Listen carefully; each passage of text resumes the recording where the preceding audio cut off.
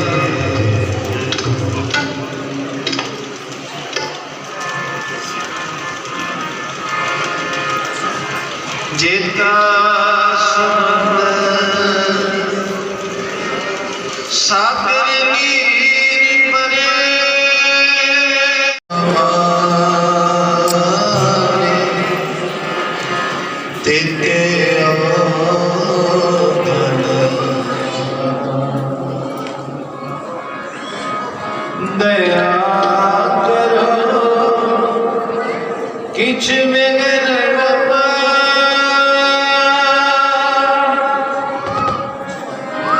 डूबदे पत्थर तारे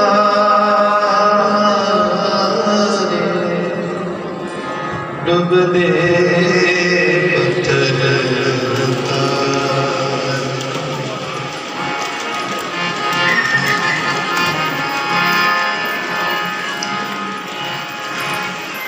हर हर जन दुए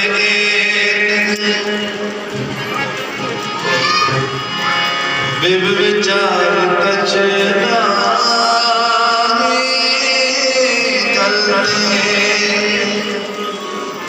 उपज तरंग जो जल ही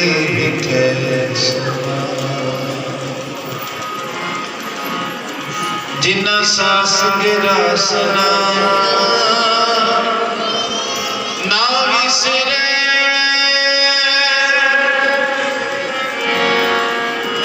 हर नाम मन मन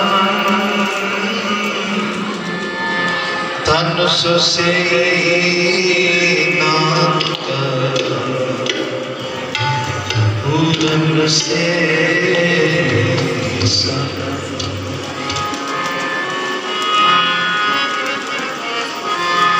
जिते वैसे साथ जाना जिते वैसे साथ जाना थान सुनना थान सुनना थान सुनना थान सुनना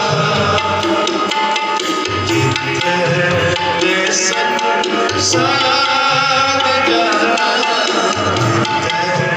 वैसे साथ जाना थान सुनना थान सुनना सेवा करते रहे हैं इन्हों का भी डेरे वालों धन्यवाद किया जाता है। सो मैं हुण बेनती करांगा जथा अकाल पुरख की फौज जो कि पटियाले तो आए हुए हैं भाई साहब भाई जगसीर सिंह जी का जथा उन्होंने प्रति तकरीबन 2 बजे तक कीर्तन राही संगतां नूं निहाल करके उन्होंने बेनती है कि वो स्टेज पर आ जान।